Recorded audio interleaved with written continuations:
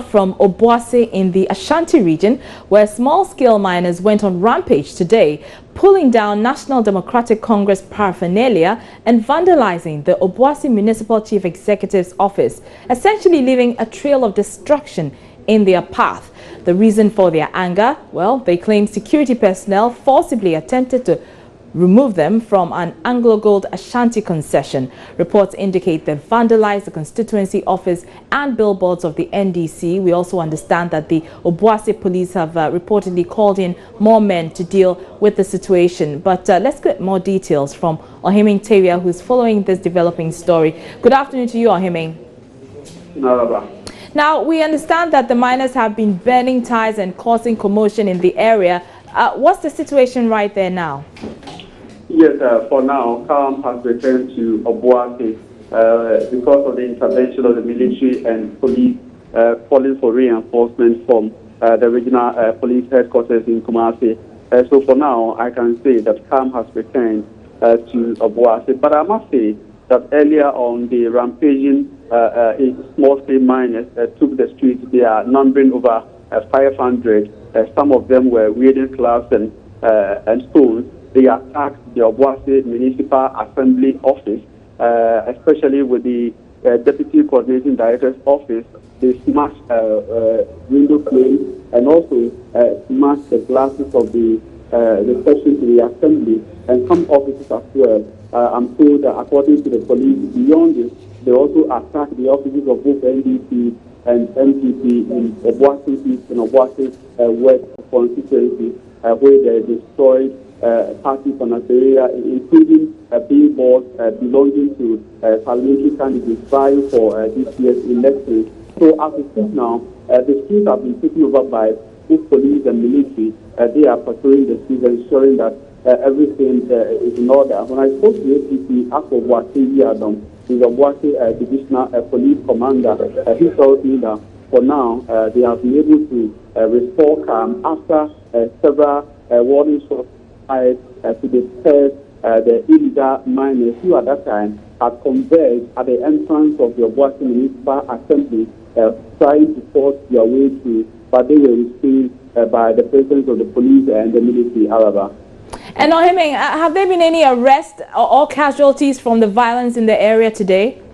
Not at all, but when I spoke to ACP Obuasi, he indicated that they have extended an invitation to the leadership of the small-scale miners to respond, and if they do, surely they will ensure that the law takes its course. According to him, the action of the illegal miners were spontaneous, and that is how come they managed, they had their way through. And beyond that, they didn't seek any permission or authorization from the police, and hence they invited them for questioning. And when they come, surely, if there's something that they think went foul, definitely the police will take swift action against them. For now, the police reinforcement team from Kumasi will continue to be in Obuasi until police is satisfied with the security arrangements here in Obuasi. Thank you very much. That's Ohiming Teria. He's the with our sister station Love FM in Shira FM rather in the Ashanti region, bringing us an update on that rampage by the angry miners, illegal miners in Obuasi in the Ashanti region. But let's stay in the Ashanti region a while longer, because today the opposition New Patriotic Party's flag bearer Nene Kufuor is beginning a 4-day campaign tour of the region. As part of his visit, he's expected to spend time at Minshia South and 9 other selected constituencies that have peculiar challenges. Key amongst them is the decision of some failed parliamentary aspirants to go independent. Well, Love FM's Erastus Asare Donko is following his tour and joins us on the line. Erastus, we know that the Ashanti region is the party's stronghold, obviously, but that Nanado will be seeking to galvanize his support base there. What else would he be seeking to do as he begins the campaign there today? Well, indeed, his first stopover was at Agric Kromase in the Achuma Kwangoma constituency, where he has been speaking about hardship that is going on in the country. It's been experienced by Ghanaians, and he queried why the president seems to be the only person who is not aware of the hardship that people are facing. And indeed, one thing that ran through all the speakers from Alan Produce Martin down to Temawun to me is the fact that in Achuma Kwangoma, when the primaries were held, Dr. Ernest Opoku, who lost, has gone independent. And they all emphasize on the point that they do not, in fact, endorse going independent. And they are asking the electorate to vote for the people that have been voted for in the primaries. And so in this area, he was talking about Dr. Paju Apiaku, who he says is the right candidate to vote for. And so they must all rally behind him and vote 90% for him and for Nana Addo Akufo-Addo to win this year's election. All right, thank you very much. That's Erastus Asare Donko reporting live with an update on Nana Akufo-Addo's a tour of the Ashanti region. He begins a 4-day tour in the region today. Well, speaking of the MPP, the party's chairman in the northern region, Bugri Nabu, is facing mounting calls for police to question him after he was heard telling supporters to chase and hunt or hurt any NDC person who steals the ballot box during this year's 2016 polls. Speaking to a charged crowd at Savelugu during a rally, Mr. Nabu said the MPP would not allow the NDC to steal the elections this year. Some security analysts have, condemned the comments and asked the police to invite the MPP chairman for questioning. That call was echoed by the regional executives of the NDC at a news conference today. Abdul Rauf Khalid is the Northern Regional Secretary of the NDC. Regional Security Council of this region should not take or treat this statement made by Bugri Nabu lightly, particularly the continuous insistence by the regional secretary that Bugri Nabu did not make that statement is a clear testimony that this statement made by Bugri Nabu could have been hatched at a party MPP regional level. That is why we are saying that a statement like this made by Bugri Nabu, because of the fact that he always runs verbal diarrhea, would have been responsible for this statement coming out at this time of our electioneering campaign. But let me be very honest with you that our teaming supporters should disregard it and remain vigilant and resolute come December 7th. That NDC will not be intimidated by anybody, and that we believe that the Regional Security Council is on top of the security of this region. The National Security Council is also on top of the security of this country, and none of our members will not be intimidated. Even those days when MPP was in power and most of their private vehicles were converted to armor cars, they could not push us. Not to talk of a time that they are not in power. I must also advise the national leadership of MPP to purge themselves of the fact that MPP has been known those pre-independence and post-independent Ghana as a violent party. They should try to condemn some of the statements that normally comes out from the mouth of such irresponsible leadership in their respective regions. We are not going to allow the divisions and the rancor in MPP to be visited on NDC. We will continue to protect the sanctity of the democracy in this country. The murder of the MPP regional chairman in Upper East region, the chasing of national MPP chairman out of their national headquarters and the chasing out of the general secretary out of their headquarters should not be brought to visit on us as a disciplined party. Let me also advise the supporters of MPP, the young men and the youth in this region, that they should not be allowed themselves to be used by Bugri Nabu. I expect them to ask Bugri Nabu that if he thinks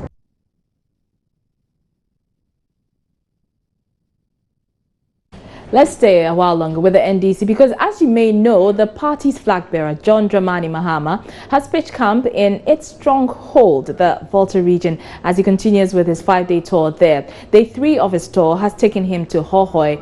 General Secretary of the party, Johnson Asiedu Nketia, who joined the president on the campaign in the region, urged supporters to encourage their relatives living in neighboring Togo to come and exercise their franchise on December 7.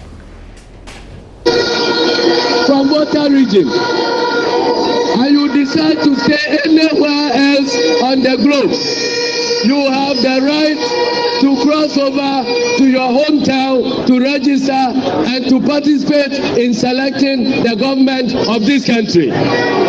So please, don't be scared by anybody who will be creating any other impression about you. The fact that you stay in Togo does not make you less of a Ghanaian.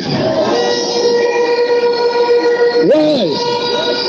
Why is it that people come from Holland, come from US, come from UK, come from America to register and vote for the government of their choice? And when you stay in Togo and you cross over, you are being denied your right to register and vote. So nobody is doing anything wrong.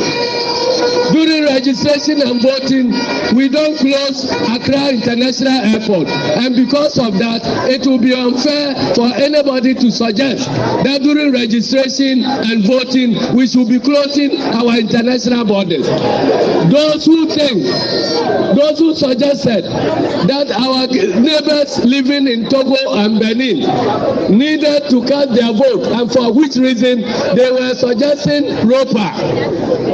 They are the same people who are saying now that if you cross here and register, you are a Togolese, for which reason your name should be removed from the register. We said no to them, and we said down to the imperialism.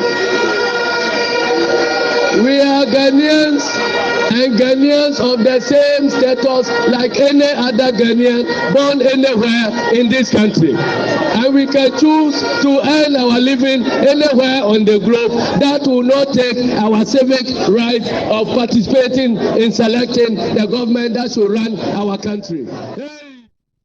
So in Hohoi, residents there who spoke to Join You say they want government to pay attention to their poor roads, and that's a theme that's been running through many of the concerns of those who live in the region. President Mahama assured them that his government will improve the road network. Listen. And as Honorable Asiedu Nketia said, it will make Hohoi a major commercial city because a lot of the traffic, international and domestic traffic, coming from the northern parts and the Sahelian parts of our sub-region is going to come through this corridor. There's a lot of agricultural activity taking place in the northeastern parts of northern region, in northern Volta, in Hohoi area, and a lot of those agricultural products will come down this way to the markets in the south, in Accra, Cape Coast, Takoradi, and other places. And so Hohoi is poised to become a major commercial city. And so we have to start preparing Hohoi to receive the increased traffic. And that is why we have started with the town roads. We are doing 5 kilometers of Hohoi town roads. And then we are asphalting 15 kilometers of Hohoi town roads. And that's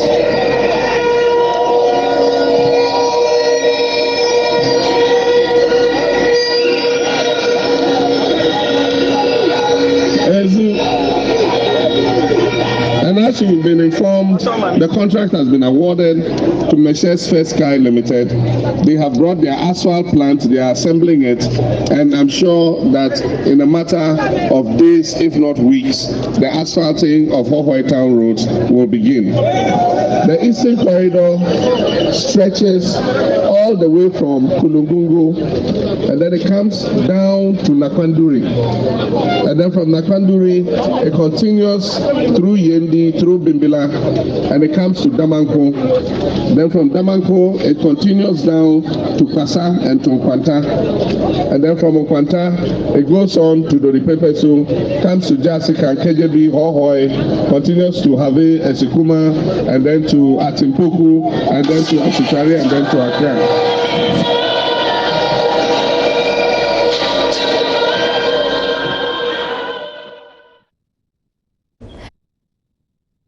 He joins me on the line now with more details. Ivy, the president we heard earlier has been given assurances about improving the road network. What else has he been saying? Yes, he has also been saying that all the developmental work that started in the Volta region, especially the northern part of the region, will be completed, and that the people of the Volta region should give him another mandate to rule the country so that he can continue with the project. He also said that he is going to give, or the government is going to give seedlings and fertilizers to all cocoa farmers to boost their farming activities, and water, potable water will be provided to communities that lack potable water. So these are some of the things he's been saying. Currently, we are at Amfuega after Golokwati. We just left Golokwati where he had a rally, and currently we are at Amfuega. Ivy Setoji, many thanks. Well, also on the campaign trail is the presidential candidate of the Convention People's Party, Ivor Kobina Greenstreet. Mr. Greenstreet is taking his Apamfofro message to the people of the central region, and surely we will speak to a member of the party on that. But he has also been reacting to calls for some disqualified presidential nominees to join forces with the CPP. The Electoral Commission on October 10 announced the outright rejection of the nomination forms of 12 presidential nominees. Some calls followed, particularly to disqualified nominees who subscribe to Nkrumah's ideologies, to support the CPP presidential candidate. But speaking on PM Express on Tuesday evening, Ivor Greenstreet said such calls were too early in the day. I think that the first thing that I would have to say is that when I heard the news that so many, hard-working, dedicated people who represent parties and themselves as individuals in their desire to serve the nation, just like myself and others, were, not allowed to participate in the process through differing reasons according to what we have heard. I don't know the details of whether clerical errors or fraudulent signatures and double signatures. I have to say I felt so bad about it because I've known some of them for quite some time, and I know how I would have felt if it had been me. And if your neighbor's house is on fire, I don't think you say, okay, I'm okay, and therefore, there by the grace of God go I. Because even the first thing, not to digress, the first issue that we had with it was the size of these fees we had to pay. And particularly the lack of notice and the speed with which it jumped. Because you remember 2008, to be a parliamentary candidate, 500 Ghana cedis. 2012, 1,000 Ghana cedis. So even that was a 100% jump. So we were thinking in our own internal budget, okay, maybe another 100% jump. So 2,000 per parliamentary candidate. Just imagine how we felt when it went straight to 10,000. So we were, entirely. How many parliamentary candidates? 222. Whoa. 200, and it was reduced. I had 260 candidates. As you rightly said, certainly the People's National Convention has stated its commitment to being Nkrumahist.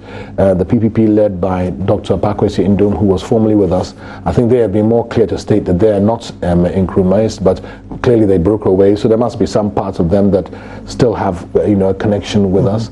And we were in discussions even before, earlier in the year, about how we could all coalesce, as it were, even though that didn't materialize.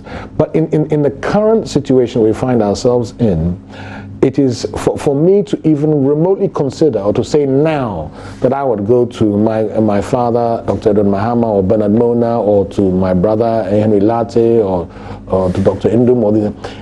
To me, so soon, and I think that they've been so hurt to have spent all this money and done all this work and have all this desire to good things for the country. So that's a CPP presidential candidate, Ivor Greenstreet there. Let's speak to Abdurrauf Kadri, who is a communications director for the party, for an update on the flag bearers tour of the central region. So which areas will Mr. Greenstreet be hoping to sell his message to, Mr. Kadri? Yeah, good afternoon, and good afternoon to the cherished listeners. Ivor Kobina Greenstreet, the presidential candidate of the Convention People's Party, started his central region tour yesterday.